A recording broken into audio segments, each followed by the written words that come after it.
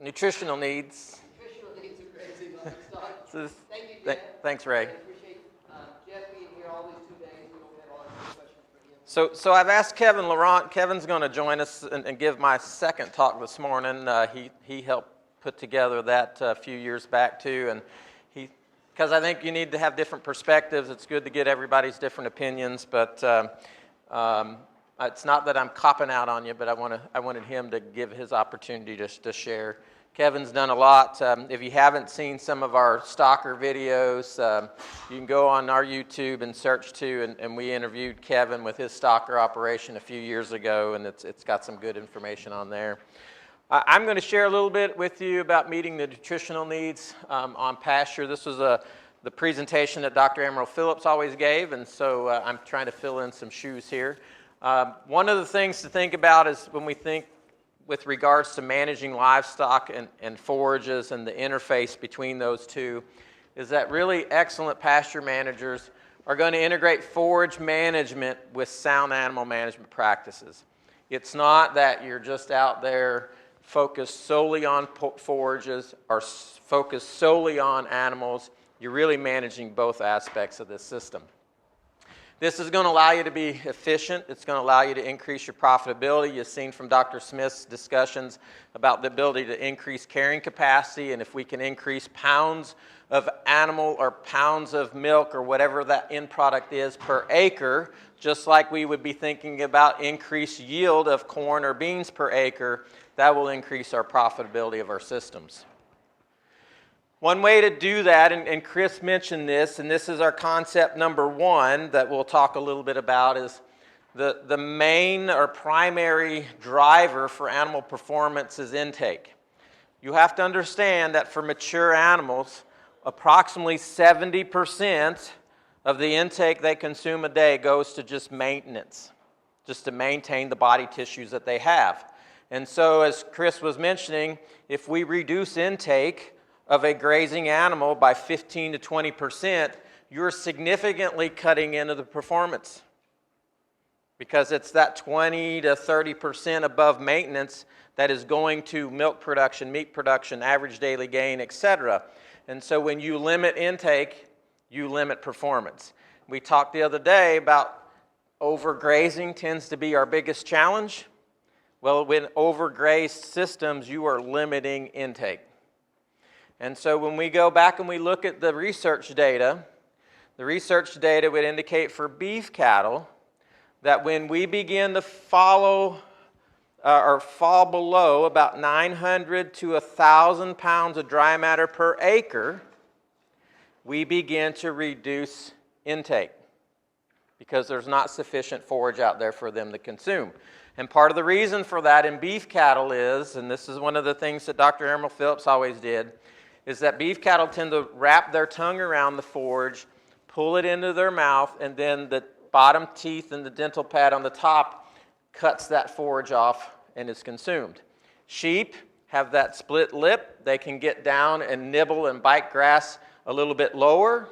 And I've got to leave today to get back to get some things ready because we're starting a grazing study in eastern Kentucky tomorrow with yaks. Yaks are about like a mixture of a sheep and cow. They can get a little bit closer, and so they can graze a pasture down pretty quick. But it's important to understand that when you get something that's only this tall, it gets very difficult for a cow to wrap her tongue around that and get sufficient amounts to fill up that rumen. And that rumen is about the size of a 30 to 40 gallon trash can in there. And so let me ask you this. If it's 40 gallons and it was all water, how much weight would be in there?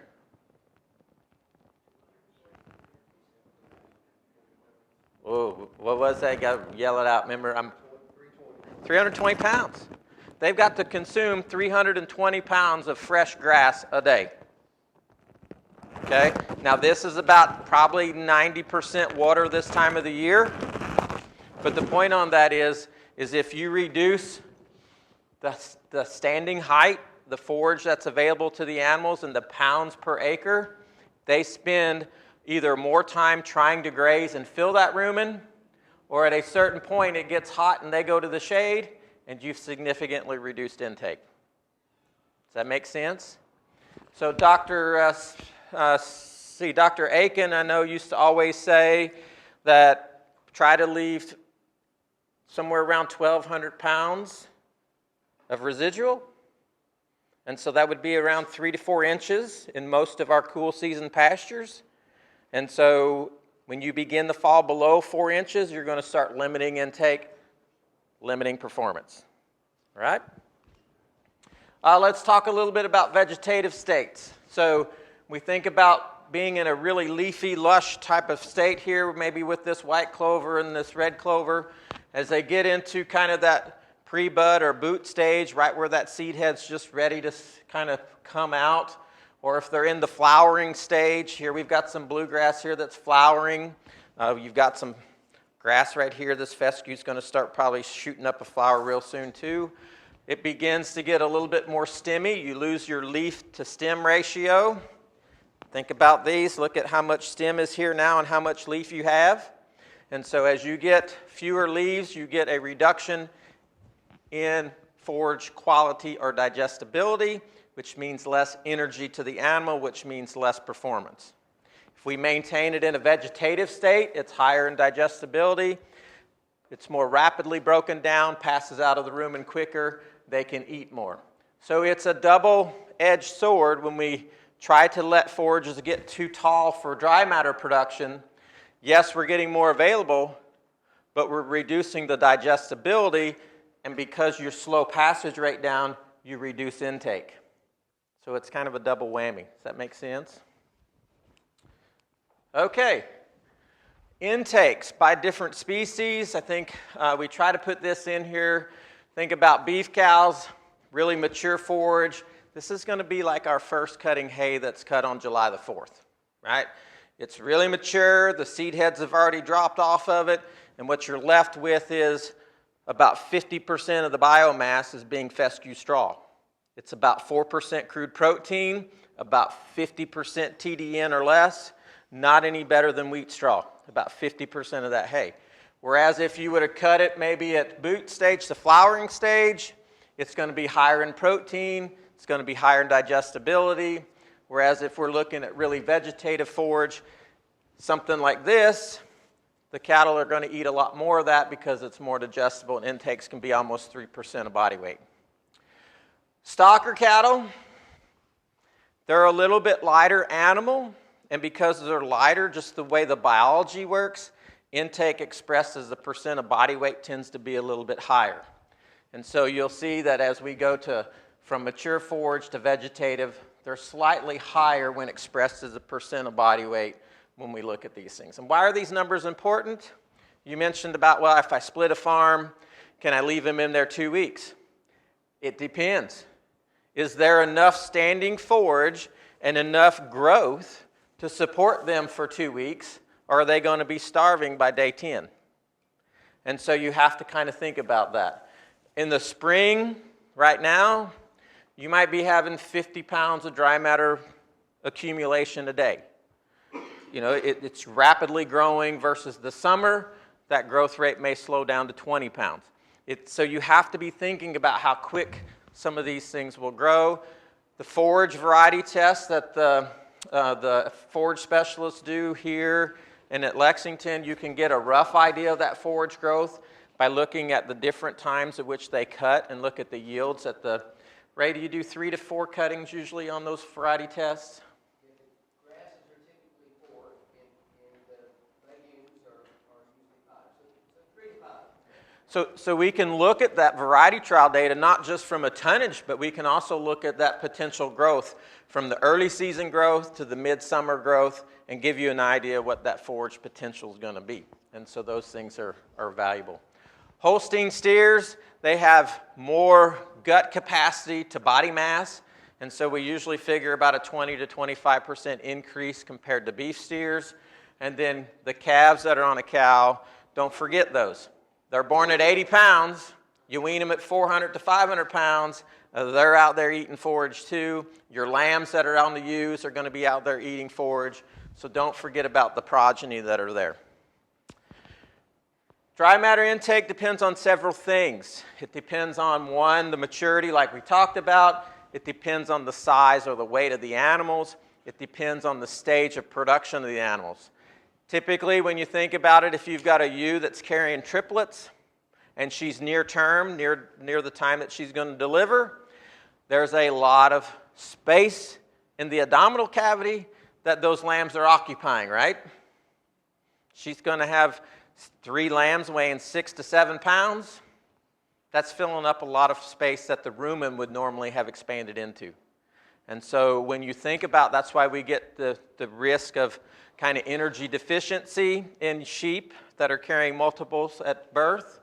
We call that, an energy deficiency, protein deficiency, and we can fix that by giving a little grain supplement or moving them on a higher quality forage. But it's important to kind of keep those things in the back of our mind whenever we're looking at the stage of production.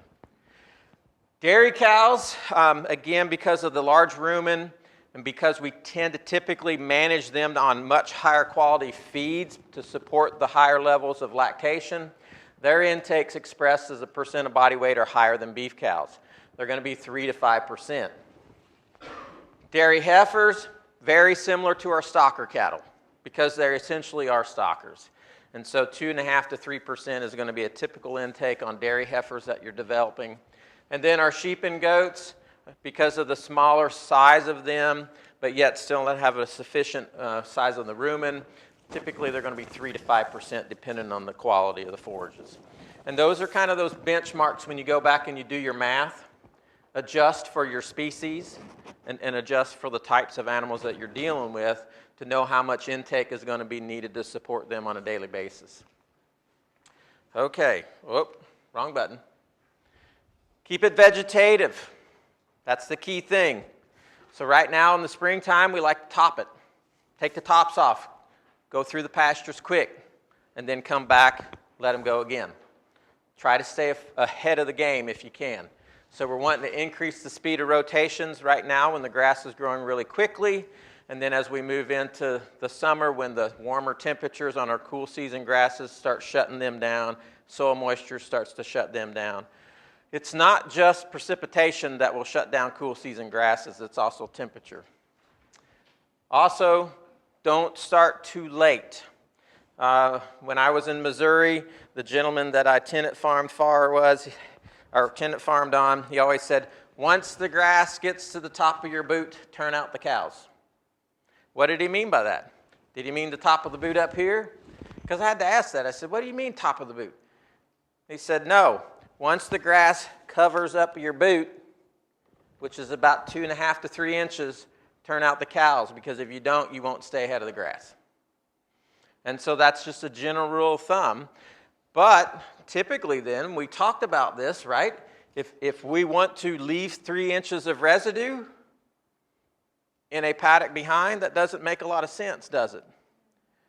Okay, so you have to kind of think about that. And if you wait until the grass is this tall to turn in, and you've got 100 acres to get across, are you going to keep up on it? Probably not. And so, my rule of thumb is wait until the grass has got a good base of about 4 or 5 inches, and then go out there. If you're going to turn out a little bit earlier, what risk do you run? We hate dealing with feed and hay, right? Because we hate driving the tractors up through the mud and getting up to the hay rings, don't we? Nobody has mud in this state. We're not in Wisconsin where it stays nice and snow and frozen until the grass is this tall. Wisconsin gets muddy too. And they just had a major snowstorm last weekend. But I want you to think about that. You can still feed hay while the cows are out there nipping. If you turn them out and the grass is this tall, you will literally watch spring calving cows walk the fat off of their backs because they're walking every little inch of acreage out there to get every sprig of green grass because it's something novel, it's high in digestibility, they like it, and that they don't like that old rough hay that we put up. But they will expend a lot of energy doing that. I brought this up because I wanted to make sure that I remembered my numbers. Animals that are grazing versus not grazing, the number of steps that they take in a day is increased 134%. Okay? So in other words, if I'm feeding in confinement or feeding hay versus turning them out on that really lush grass in the early spring that's only this tall, they increase the number of steps they take by 134% a day. Go up to the hay ring, I eat, go get a drink, lay down. Now I turn them out to the 100-acre field, and they're walking like crazy, right? Does that come with any increased energy expenditure? Okay? Absolutely it does. If the pastures are limiting, it's less than 1,000 to 1,200 pounds of dry matter intake, what's going to happen to forage intake? Goes down. So they're expending more energy by walking, and you've reduced their ability to fill their rumens up and get the nutrients they need. Where does the extra calories then come to support lactation of that nursing calf? Body reserves. And that's why I say you can watch them walk the fat off of their back if you're not careful. Quality and quantity. Okay. This is looking at available forage of pounds of dry matter per acre, and then this is relative intake.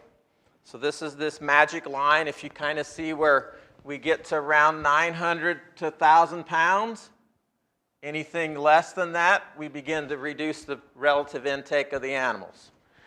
When you get much over about 1,600 pounds, we really don't see an increase in forage intake. And so the key on that is just in the back of our minds, the relationships that we've talked about of turning in around 6, 7, 8 inches, that's going to get you that somewhere in that 1,600 to 1,800 pounds of dry matter per acre. It's going to be about right here. That's going to optimize forage intake. And then if you pull them off at 3 to 4 inches, that's going to leave you around 1,000 to 1,200.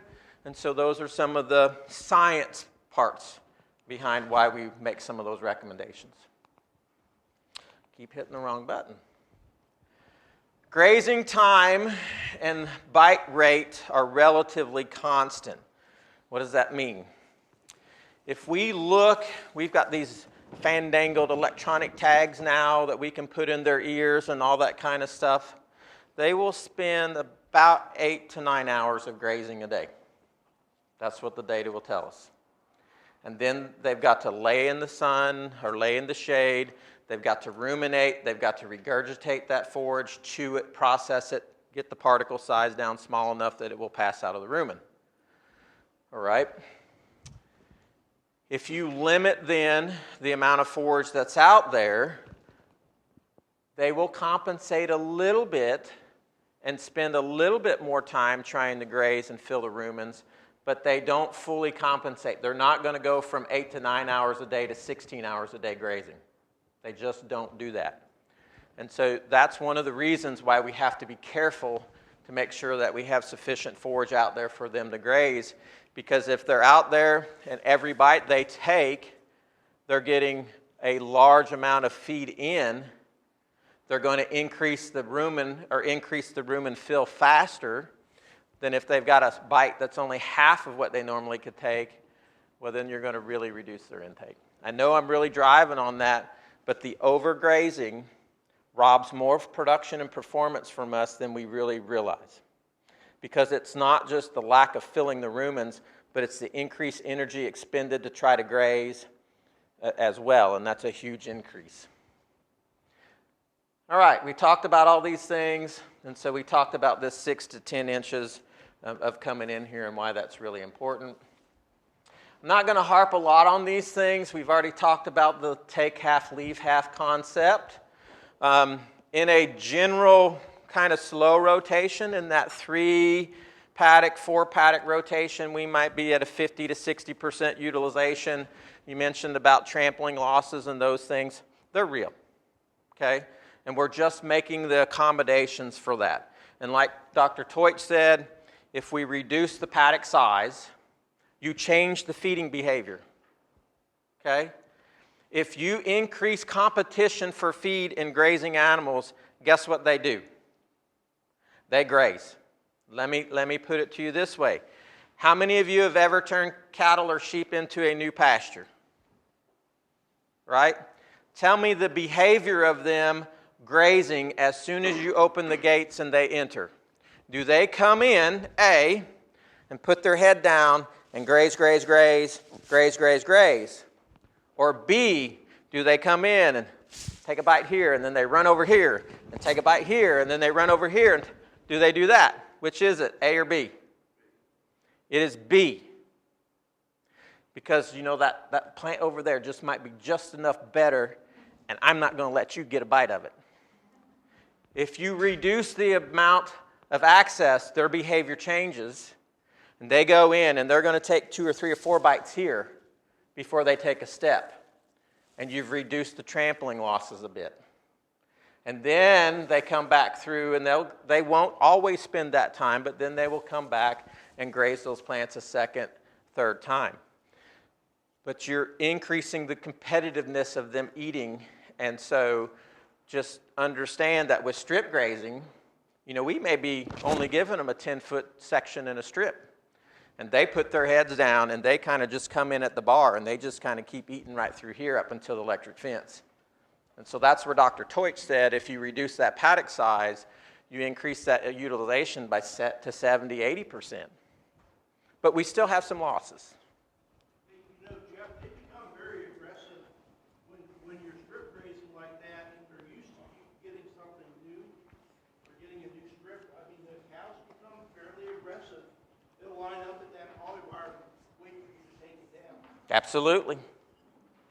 Yes, they do.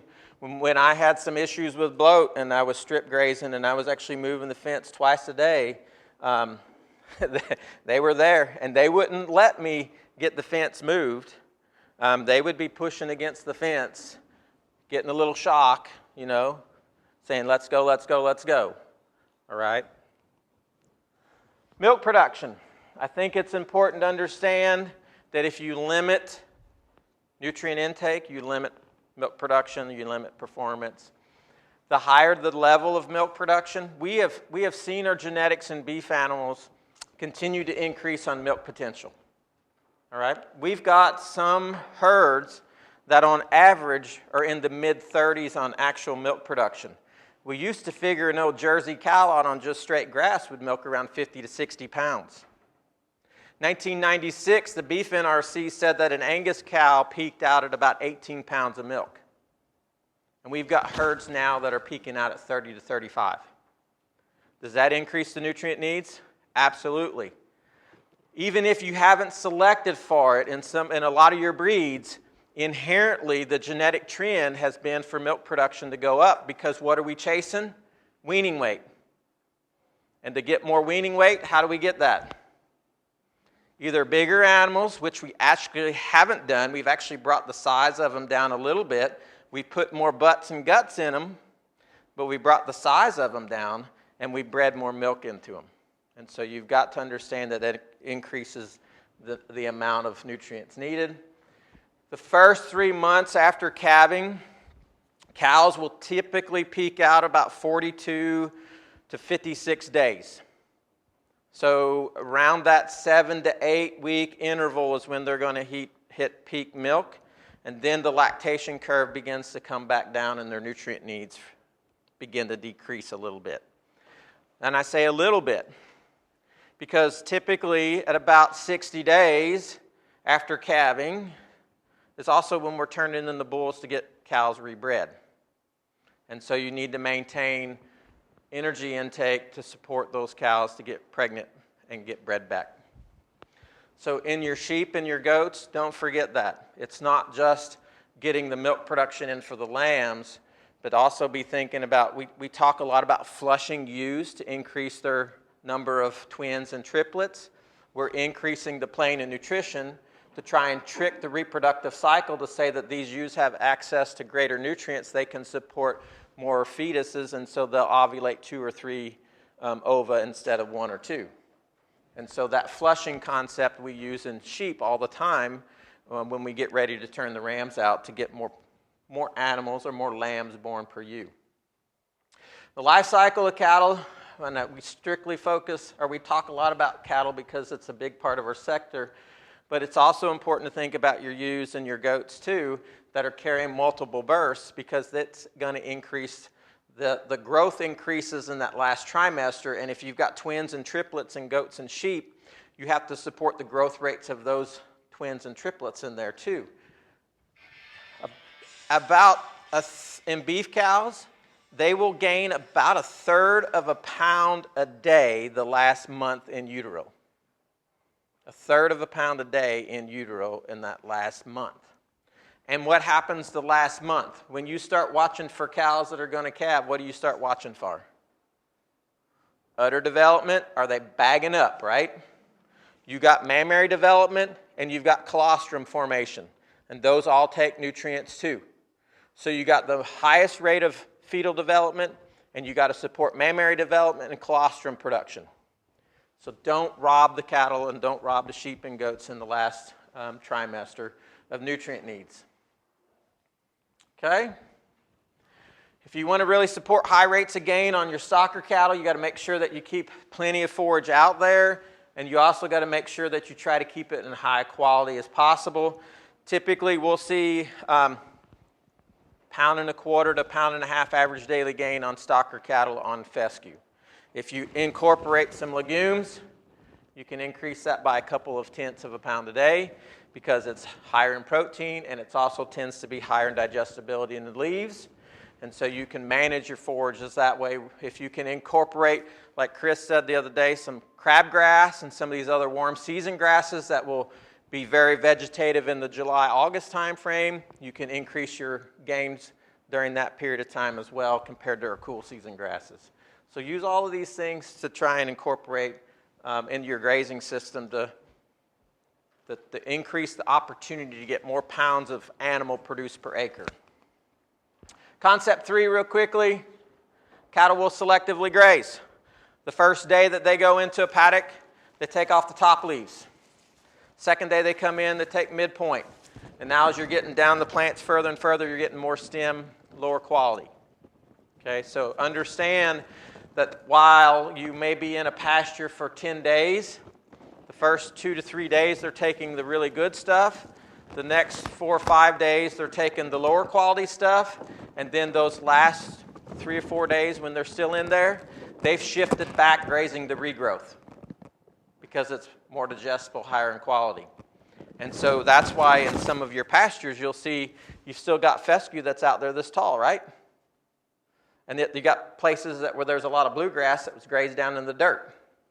And part of that is because they're going back and hitting that regrowth if you leave them in there too long. 4 days, 3 or 4 days is about the max, because at about day 4 or 5, you'll start seeing regrowth or regrazing of regrowth. And that will impact our ability to maintain some of those forages. Cattle eat the tops like we talked about, and this is especially important, we mentioned, for controlling bloat. They're going to pick off these leaves, and so if you want to minimize the risk of bloat, force them to eat that lower part of the plant that's stemmy and increase that fiber digestibility or fiber intake. Forage species determines the intake and animal performance. So what do we mean by that? Dr. Smith mentioned something like white clover really has no stem. It's highly digestible. It's a higher protein than fescue. It's also one that can be somewhat of a greater risk for bloat, and you just have to be aware of that.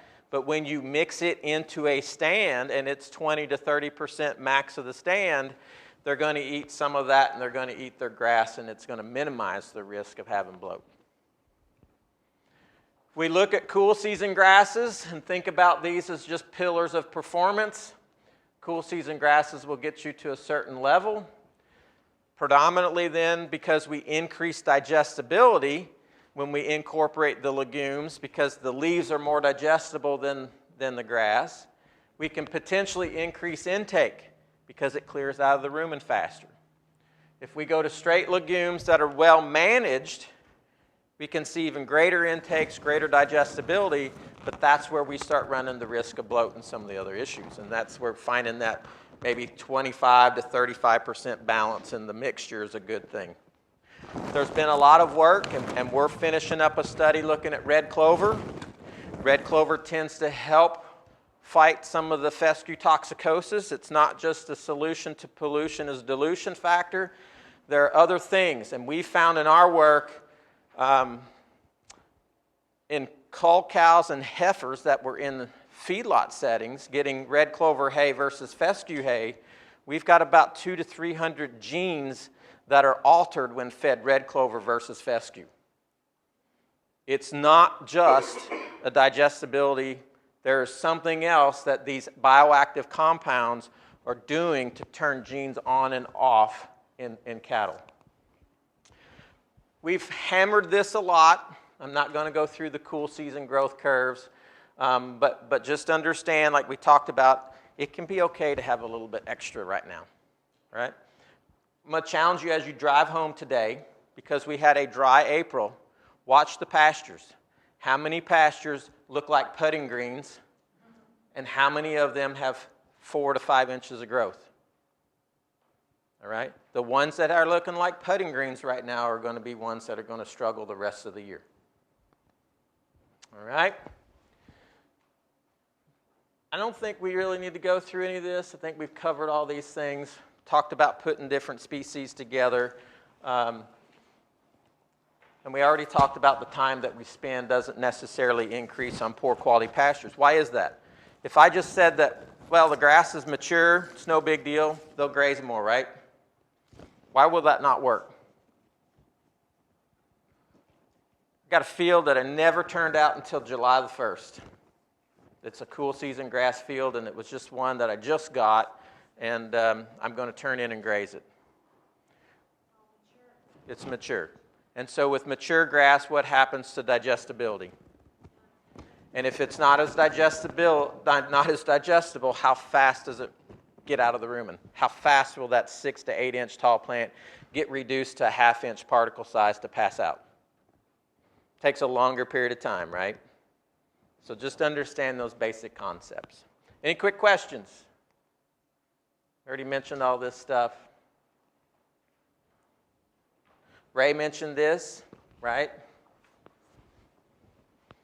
If the cow can get her nose down in, and she's down here grazing, and it's covering up her nose, then you've got sufficient forage. You're 3 to 4 inches, right? Questions, thoughts, discussions, cusses? I'm interested in eating my own animals. Yep. So does this whole strategy that you talked about maximize the quality of the beef? Absolutely. So the more rapid rate of gain you get on your growing animals for harvest, the less tough they're going to be, because those interlocking connections on your muscle fiber bundles are turning over.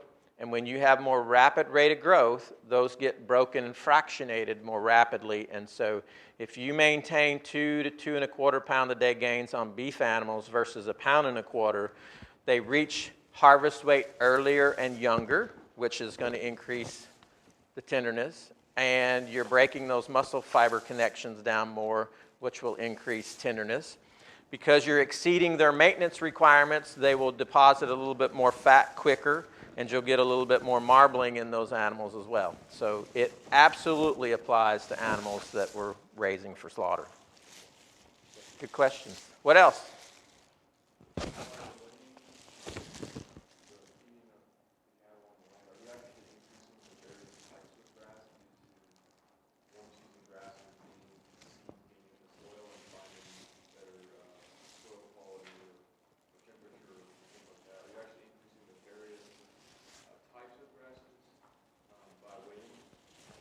Yep, so the question is, if we delay turnout, right, if say we waited until the grass got up to this high before we turned out versus letting the cows decide, you're going to potentially change what's going to be out there. And the reason I say potentially is, if you turn things out there right away, they're going to nip off everything, and it's going to continue to be that short mowed lawn. And so you're going to suppress these cool season grasses, and you're going to give the opportunity for other things to come up when the soils warm up, right? So think about warm season grasses that may have to wait until the middle of May, 1st of June to germinate and come up. If you keep things grazed down really tight, they won't shade it out and they won't compete, and now you release those things. And like yellow foxtail and some of these other less desirable species will come in. If you wait and you allow these to be more competitive, then they can shade out some of those kind of early warm season forages to come on. So you can change what grows by delaying or how you manage those pastures. And Ray mentioned that in his talk about favoring cool season grasses over legumes. We can do that with some of our warm seasons too. If we overgraze early in the spring and we've got crabgrass there, that crabgrass is probably going to release a little bit quicker and come on a little bit faster. One of the challenges with that is a nimble wheel. I mean, nimble wheel is one of those that in my mind is an indicator species of overgrazing. It's coming in. It's kind of that warm season that looks like crabgrass, but man, they don't like to eat it.